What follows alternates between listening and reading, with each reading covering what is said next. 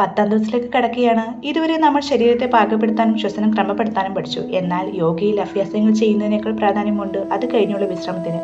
അതിനായി ഇന്ന് നമ്മൾ ചെയ്യുന്നത് ശവാസനമാണ്.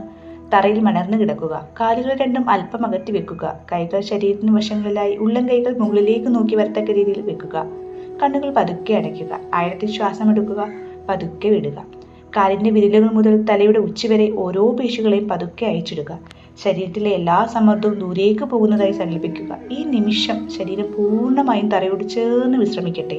കുറഞ്ഞത് 5 മിനിറ്റെങ്കിലും ഈ അവസ്ഥയിൽ തുടരുക. ഈ 10 ദിവസത്തെ തയ്യാറെടുപ്പിലൂടെ നമ്മൾ സൂര്യ നമസ്കാരത്തിന്റെ അടിസ്ഥാനങ്ങൾ പഠിച്ചു കഴിഞ്ഞു. എന്നാൽ വീഡിയോകൾ നോക്കി മാത്രം പഠിക്കുന്നതിനേക്കാൾ പ്രയോജനം കൃത്യമായ പരിശീലനത്തിലൂടെയും മാർഗനിർദ്ദേശങ്ങളിലൂടെയും പഠിക്കുന്നതാണ്. അതുകൊണ്ട് ജൂൺ 23 മുതൽ പുതിയൊരു യോഗ ക്ലാസ് ഞാൻ ആരംഭിക്കുകയാണ്. കൂടുതൽ ആഴത്തിൽ നേരിട്ട് പഠിക്കാൻ ആഗ്രഹമുള്ളവർക്ക് ഈ ക്ലാസ്സിൽ ചേരാവുന്നതാണ്. ഈ ക്ലാസ്സിൽ ചേരുന്നവർക്ക് സൂര്യ നമസ്കാരം പൂർണ്ണമായും സൗജന്യമായി പഠിപ്പിച്ചു നൽകുന്നതാണ്. യോഗയിലൂടെ ഒരു പുതിയ ജീവിതശൈലിയിലേക്ക് നമുക്ക് ഒന്നിച്ച് നടക്കാം. താല്പര്യമുള്ളവർ ഉടൻ തന്നെ എനിക്ക് DM ചെയ്യുക.